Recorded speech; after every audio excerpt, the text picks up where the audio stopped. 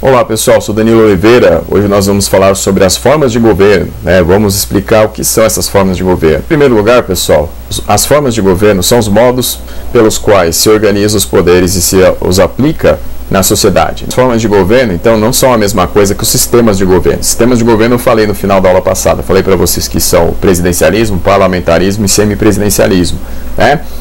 E não são a mesma coisa, por exemplo, que o Estado, tá? Porque eu falei para vocês também na aula passada que Estado e governo são duas coisas diferentes. As formas de governo, pessoal, estão aí dentro da esfera do governo. Também tem a questão aí da forma de governo ter relação com o número de governantes aí atuando, né? Então, o número de pessoas que vai estar com o poder. Então, há os antecedentes para a gente entender o que são as formas de governo.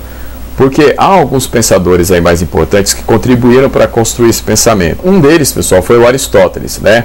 Então, o filósofo ali que existiu na Idade Antiga, né, na Grécia, no momento ali em que as cidades já estavam envolvidas em várias guerras entre si, o Aristóteles já refletia sobre a questão das formas de governo. Não quer dizer que as formas que ele pensou naquele momento sejam as mesmas que nós pensamos hoje, mas elas são importantes para entender essa história. O Aristóteles, pessoal, ele vai colocar ali 3 formas legítimas de governo e 3 formas ilegítimas.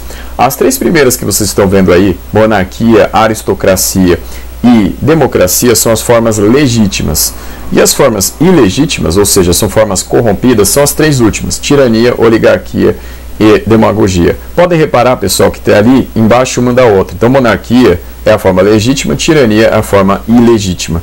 A aristocracia é a forma legítima, embaixo a oligarquia é a forma ilegítima, e a democracia é a forma legítima, e a forma ilegítima é a demagogia. E por quê? Porque é o seguinte, a monarquia, ela é o poder de um só, mas só que quando esse um só se corrompe e começa a governar apenas para si próprio, ele se torna um tirano. Então por isso vem ali a tirania.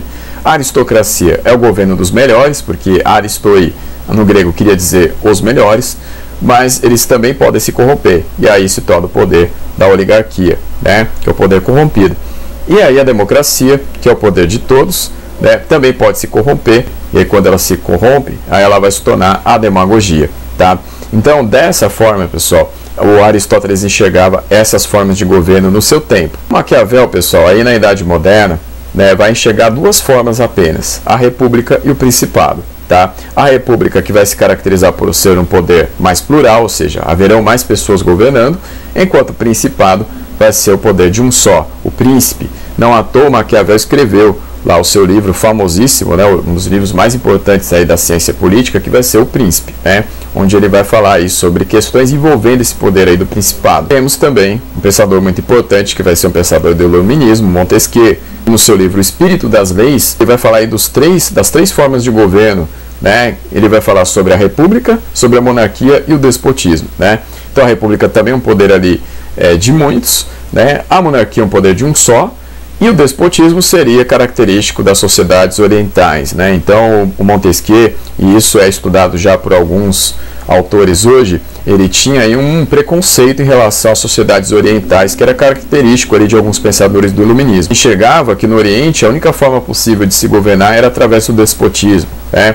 Então, sociedades ali em que não era possível ainda se estabelecer uma monarquia com leis, né? Ele tinha essa espécie de preconceito, colocando o Oriente como menos apto aí a receber poderes mais modernizados, né, do que o Ocidente. Agora a gente vai entender quais são as formas de governo mais usuais hoje, né? E elas não são necessariamente encaradas da mesma forma que eram na antiguidade. Pessoal, as formas mais usuais hoje são as formas da monarquia e da república, tá? Então, monarquia é o poder de um só, e a república, né, com o poder de muitos. Só que a gente tem que fazer aí alguns adendos, né? Então, por exemplo, monarquia, por exemplo, se a gente pega as monarquias que existem na Europa, tem um poder, né, no chefe de Estado, mas elas têm sistemas de governo conhecidos como parlamentarismo. Então, se há realmente só um chefe de Estado, né, você tem, ao mesmo tempo, na questão do governo, mais pessoas atuando, porque um primeiro-ministro, por exemplo, ele é escolhido pelo parlamento. Então, junto com o parlamento, ele vai ali discutir os problemas do país e vai governar. A república, né, que vai ser caracterizada pelo poder de muitos, né, que vai ter ali a encarnação da figura do presidente, né, que vai ser o chefe de Estado e de governo, só que vai haver ali a questão dos 3 poderes, né? Então tem o poder executivo, tem o poder legislativo e o judiciário. É a ideia da coisa pública, né, pessoal? A gente pegar lá no histórico, voltando lá a Roma, né, Roma tinha ali a ideia de república, né? A coisa pública, tá? A separação do ambiente privado em relação ao ambiente público, né? Isso é característico ainda hoje. Chega um ponto importantíssimo, que é a questão dos regimes de governo, que é importante a gente não confundir com as formas de governo, porque se para o Aristóteles, por exemplo, a democracia era uma forma de governo, hoje ela não é mais encarada assim, ela é encarada como um regime de governo. Então a democracia existe dentro de uma república, por exemplo, né?